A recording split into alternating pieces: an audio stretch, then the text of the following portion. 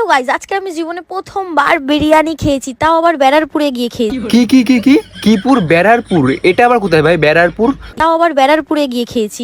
তোমরা মানে আমি শুনেছি ব্যারাকপুর, ব্যারারপুরে প্রথম শুনলাম, তাও আবার এই দিদির কাছ থেকে। তাও আবার ব্যারারপুরে গিয়ে খেয়েছি। তোমরা মানে ভাবতে পারবে,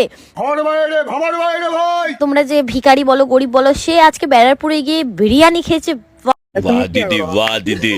দেখো ওই যে দাদা বৌদি হোটেল লেখা আছে, ওই যে চলে ও ব্যারাকপুর, ব্যারারপুর কে ভাই? ব্যারাকপুরে আছে দাদা বৌদির বিরিয়ানি। ঠিলা। আর আমার মানে আমার বাড়ির মানে বাড়ির বেডরুমও এরকম না, যত সুন্দর বাথরুম। মানে দিদি কিন্তু ব্যারারপুর মানে ব্যারাকপুরে কিন্তু দাদা বৌদি বিরিয়ানি খেতে যায়নি, দিদি কিন্তু গেছে ওখানে হোটেলের বাথরুমটা দেখতে, বাথরুমটা কেমন। কত ফর্সা লাগছিলাম আমি। তারপর আমি এটাকে গ্রিন সেলাড না, দিদি তো ব্যারারপুর এই না সরি দিদি তো ব্যারাকপুর গিয়ে তো কথাই বলতে পারছে না, কথা আটকে যাচ্ছে, তু করছে।